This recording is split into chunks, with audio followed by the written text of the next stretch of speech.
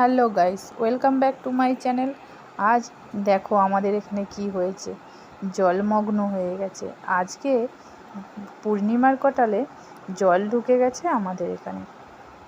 তো দেখো সবাই ভিডিও করছে, আমিও আর দেখে থাকতে পারলাম না। তো চলো দেখাই তোমাদেরকে কিভাবে জল ঢুকেছে। সামনেই নদী, নদীর পরেই পুকুর, জমির পরে পুকুর, সব কিছু ডুবে গিয়ে আমাদের এইখানে জল ঢুকে গেছে। তো দেখেছো এখানে ঢালাই করা পাড়ার ভেতরে যে ঢালাই রাস্তা থাকে সেই রাস্তাটাও ডুবে গেছে। তো দেখো সেই রাস্তা ডুবে কত লোক এখানে বেশ মাছ ধরছে, লোক দাঁড়িয়ে দেখছে। তো আমি এখানে একটু দেখাই, দেখো পুকুরের ভেতরেও জল ঢুকে যাচ্ছে এবং দেখো জাল নিয়ে মাছ ধরার জন্য রেডি হচ্ছে ওরা। তো সেইমাত্র জল ঢুকতে আরম্ভ করেছে, বেশ ভালোই জল ঢুকেছিল ভেতরে। তো আগে একটা আমি শর্টসে ছেড়েছিলাম, ওটা কিন্তু সবেমাত্র আরম্ভ হয়েছিল, এখন দেখো কত জল ঢুকে গেছে। তো সবাই বলছে যে কাল নাকি আরও বাড়বে।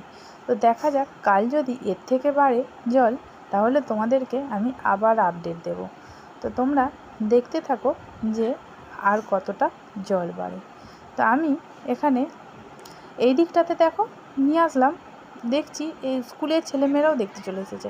তো দেখো এই দিকটায় এখনও কিন্তু জল উঠেনি, তবে আজকে আর উঠবে বলে মনে হয় না।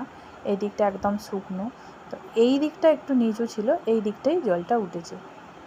তো কয়েক বছর আগেও এখানে জল উঠে গিয়েছিল, তখন পুরোটাই মানে এই দিকটা যে শুকনো দেখলে ওই দিকটাও উঠেছিল।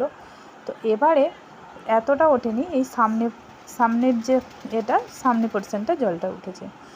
তো জানি না কাল কি হবে, তবে আমাদের এখানে জল ঢুকলে জোয়ারের জল ঢোকে কিন্তু আবার বেরিয়ে যায়, ওই বন্যা হয়ে যাওয়ার ওই ভয়টা নেই।